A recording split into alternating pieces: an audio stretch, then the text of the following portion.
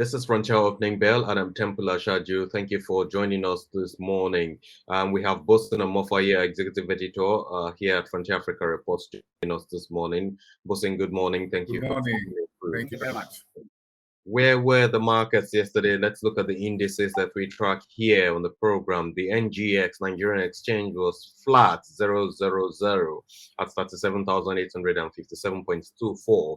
The BRVM Exchange in Cote d'Ivoire was down as well, 27 basis points. EGX in Egypt, Cairo, Egypt, at 10,000 cycle by 94 basis points on Tuesday. The Nairobi Securities Exchange in Kenya was up 0.23%, and Johannesburg Stock Exchange, given the unrest that is playing out in that country, was down yesterday by 0.30. Now let's look at the East African markets. Horticulture exports earnings dipped by 6.3 billion Kenyan shillings in the first half of 2021. Bank of Uganda now in charge of mobile money regulation. In Kenya, Base Titanium gets go-ahead to extend operations by 1 year. Tanzania courts orders G4S Secure Solution to pay Dangote Cement some 764 million Kenyan shillings. An update from the Merge Exchange. Cosio Research paying 0.03 per share in dividend for the second quarter of 2021. Bosin, you have these headlines to analyze for us. Yeah, just a quick run through a bit, just about one or two. Remember, Temple, yesterday we talked about the Central Bank of Nigeria issuing a new regulatory framework for mobile money operators in Nigeria, mobile money services. So when you look at that story from Kenya, where the Communications Commission or a different agency was responsible for regulating mobile money operators, now the Central Bank of Uganda has taken that over. And that is what the trend you're beginning to see, Temple, because the fintech is one thing, but when you put fintech and it has to relate to functions that relate to financial services like banking, in which cash is transfer and what have you, processing and all that is involved. Then you've got to get the central bank not looking, asking a few other questions whether, hello, what are you folks doing there? Because the back end of it all is the banking system. Because whatever you do as fintech, Temple, somebody's money is sitting somewhere in a bank and there's movement of money. So no regulator or financial services regulator or bank or regulator will sit down and allow you to continue to do business without trying to be in charge. Because at the end of it all, if folks lose money or whatever, they're going to be knocking on the doors of the central bank first and say, you are the regulator, you are to protect me, where is my money? And that is playing out in a number of jurisdictions right now.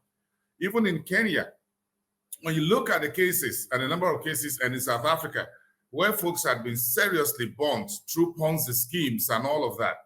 Look, it's all going to come back at the end of the day to ask the central bank or the SEC, as the case may be, where are you guys? So I really understand that story from Uganda, where the central bank has now taken over the regulation of mobile money service operators, just the way the Central Bank of Nigeria is doing right now.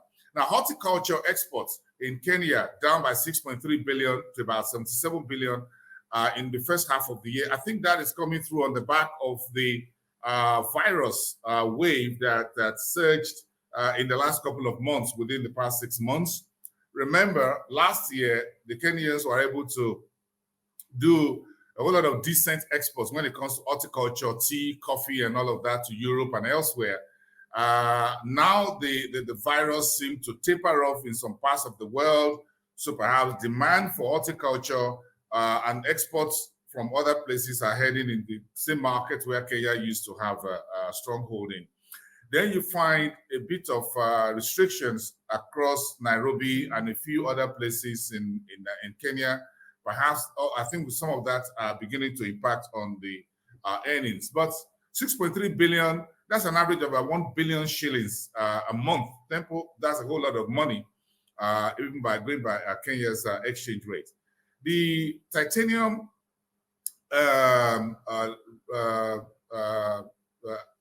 what you call it, registration or licensing to extend operations by another 1 year has to do with mining, by the way. Then the court case between Dangote and the G4S Secure Solutions, I don't really have the details for now. We're trying to dig a bit more into what's actually happened in Tanzania. I know that Dangote has cement operations in Tanzania. And so I guess this will have to relate to some of the issues on the ground with the Dangote Cement of Tanzania, separate from the parent company in Nigeria, by the way. Thank you very much, Bosun, for all of this analysis. Now let's move to the West Africa and Nigerian markets headlines. The Bureau of Public Enterprise lists 36 firms for sale as oil inflows. Emefiele says new InfraCo Plc sets to start in third quarter of 2021. FBN Holdings board meets July 29th to discuss first half year results. Niger revises budget upwards to 2.8 billion CFA franc. In Cote D'Ivoire, they're raising some 66 billion CFA franc on the UEMOA market, and that was overbought by 167%. AfDB BEAC expects 10 listings on BVMAC by 2025. Listen, you got the floor. Yeah, Temple, you know, interesting story for the BVMAC. That's where we just added. That's the Central Securities Exchange for the Central African region between Congo DRC, Gabon, and a few other countries there. So that's where you have that central market called the BVMAC, which is a little bit like the BVRM for West Africa, which you have in Cote d'Ivoire. So the BVMAC is that Central Securities. So the central bank for the French-speaking countries called the BEAC. So in tune with the AfDB, they're looking at additional 10 listings between now and 2025. That's an average of about one listing per year, if you ask me.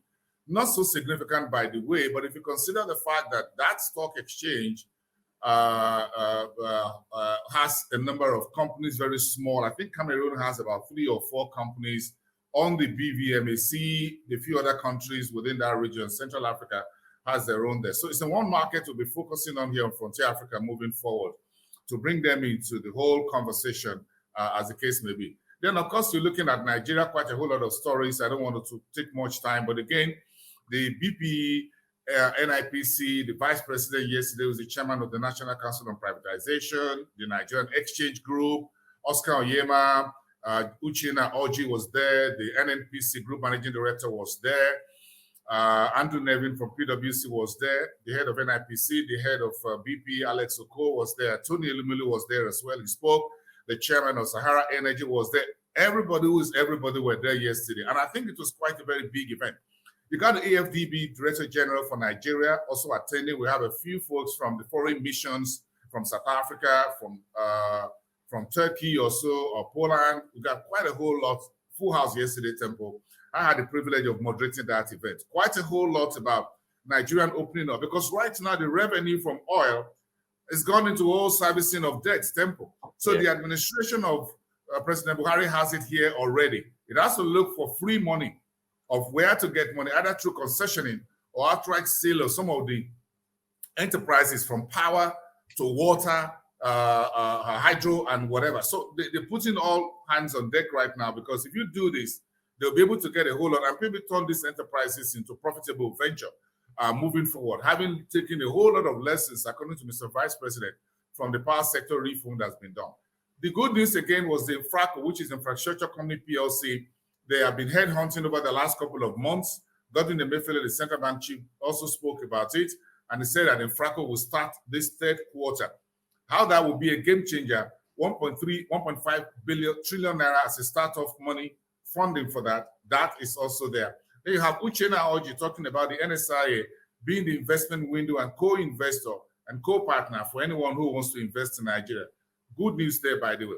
So keep that in mind. Then, of course, a couple of corporate news, because you have a new managing director for FCMB Limited. You have the board meeting of FBN Holdings taking place on the 29th of this month to look at the half-year earnings. Quite a whole lot, a bunch yesterday. Thank you very much, Bosun. Again, let's move now to the South African markets. SA's unrest hits rand, bonds, farming, vaccinations, etc. Tonga's full year 2021 headline loss of 1.1 billion rands. Revenue was down by 3%. Mozambique Central Bank fines Standard Bank $4.6 million for fraudulent operations. Petra's Blue Diamond found in Gauteng sells for 576 million rand. PR firm Vuma Reputation Management cut ties with Eswatini government. I wonder what went wrong between this firm. It's a reputation issue, Temple. The king abdicated to South Africa. Then there were a whole lot of protests. Then MTN and a few other companies got their operations impacted by that in Southern African Kingdom, Eswatini. So I think the PR firm, Vuma Reputation Management, don't want his reputation impacted by the problem with the Eswatini. So to save your own reputation, Temple, you got to so they dump the Eswatini government account in the manner of speaking. It's a reputational issue, by the way. So if your name is reputation management, then you better make sure your own reputation don't go in tatters. That's just it. So I think they just dumped the Eswatini government account, and that is just it. But very seriously, South Africa is really right now, it's not good news for Africa's most industrialized and advanced economy. It's not good news, whoever is looking at it. The rand got hit, bond market, you look at farming, vaccinations can go on, the army had been called in, riots and protests and violence is not abating. No one expected this, Temple, and I said this, because everybody thought that justice has been done in the case of Jacob Zuma for flouting court order to appear on the corruption inquiry. And you all think that everybody is on the same page, but it's obvious that not everyone is on the same page, or perhaps there are political undercurrents of what is going on now. In other words, perhaps this is just a window that is opened by Jacob Zuma, former president, for supporters in South Africa. And you find a whole lot of folks who are angry ab initio with the administration and perhaps with the ANC, who are taking advantage of the Jacob Zuma's protest by his supporters to voice their own discontent with the unemployment around 35% Temple, where the whole issue of lockdown, where the whole folks are tired. And these are folks who ab initio had no jobs, really speaking, majority of them blacks, by the way. So you find out that major trade routes have been blocked in and out of the country. In the manner of speaking, a number of countries around South Africa have sort of closed their borders in the manner of speaking, not necessarily announced, but trying to check the inflows and outflows, by the way, to prevent a whole lot of things. If South Africa gets into serious problem, Temple, the rest of Southern Africa will be in serious trouble. Keep that in mind. And this was mentioned when the whole first wave of the COVID-19 came up. And I can't remember really whether it was the IMF or the World Bank or the AfDB that said this in their report, that whatever happens in South Africa will have a whole ricochet around the Southern African economy and the SADC community. So we need to keep this in mind. And we hope that President Ramaphosa has his hands around this and see how it is resolved very quickly. It's not, the optics are not looking good. Businesses are closing, some banks are closing. The ESCOM is not taking calls on some services. Look, you're going to run this country down, and it's not looking good at all for South Africa at all. Mozambique, very quickly, talking about that fine for Standard Bank, $4.6 million for fraudulent operations in Mozambique. I think about 2 or 3 other staff of the bank were also fined for fraudulent activities. I think they were also involved. So the central bank in Mozambique has fined the bank and 2 other staff or so of the Standard Bank. That's Africa's largest bank, by the way, Temple, we're talking about here. So we're following that story very quickly. A few others relates to the earnings we're getting through from Tongaat and Petra Blue Diamonds. If I find some diamonds, Temple, I'll let you know. 576 million rand. If I find it in my backyard, if I take 576 million rand in dollar exchange or naira exchange, I'm going to be a very serious millionaire. Well, we can't wait to see you become one, Bosun. If I just find this blue diamond, by the way, you know, diamond is forever. Trust me. Interesting. That's a rare ornament to find, actually. I'm telling you. Thank you so much, Bosin. Let's finish off with Northern African markets. The Egyptian exchange, 22 million block shares of El Shams for 889 million Egyptian pounds. CIB's profit rises 22% to 6 billion Egyptian pounds in the first half of this year. Suez Canal for tech, 519 million pounds profit in 9 months. Evergreen owner sees thousands of claims. Morocco's Wafa assurance expands into Egypt.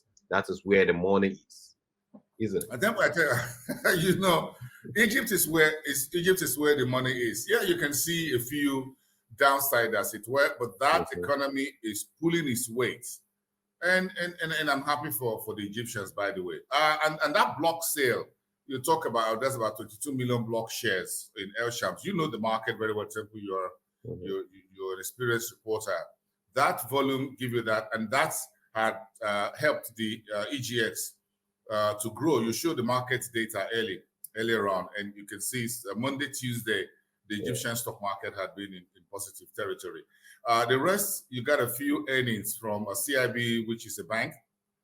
First half earnings, Suez Canal for tech reporting 519 million profits in the 9 months. Evergreen, that's the company is in big trouble because according to reports out of the London court, there will be thousands of claims. They handed over President Al-Sisi and his administration some hefty amount. Then they let the vessel go.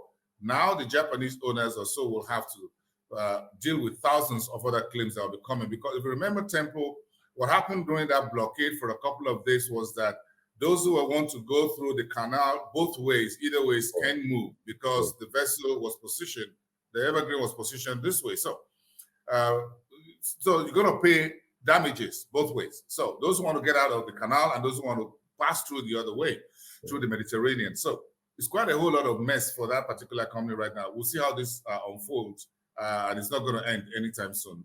Let's hope that Evergreen does not become Everred. I hope it doesn't go down with this particular one. You see, this kind of business is very tricky. You never can tell when the problem will come. So I think the insurance is very huge. I'm not too sure if there's an insurance for this kind of accident. So is it human error or technical error? Whatever it is going to take a whole lot. So I'm sure the insurance firm or the reinsurance firms will be the one scratching their backside right now as to how they're going to deal with it. Is there enough money on the ground to pay the claims? Because everybody will try to extract some measure of pound of flesh, as it were. Because there's been a whole of logistical delays for shipping around the world right now, even aside the Evergreen Temple, and that is causing a lot of issues around the world in terms of who gets what raw materials, when do you get it, who get finished products, when do you get it. So inflation is rising, cost of goods are rising around the world because a whole lot of ships, of vessels can't move in some of the major terminals around the world. And so it's a big problem. We're looking at the whole fallout of the COVID-19 pandemic, I think is beginning now to unravel Temple. Last year, we were all scared about the disease itself. Now we're going to get really hit with the economic fallout of this pandemic. Look at inflation in the US, by the way. Look at the new setting inflation target for the ECB, because things are getting really wacky. We just need to be prepared and hope that the fiscal authorities and others will be able to save the day. Sure. Thank you. Sure. Thank you very much, Boson, for all of this analysis and, of course, insights provided on these headlines from across the continent, Africa. Thanks a great deal. Boson Omofaye is our executive editor here at Frontier Africa Reports. And on that note, this has been the show for today, Frontier Opening Bell. I'm Temple Ashaju. We'll see you next time. Bye for now.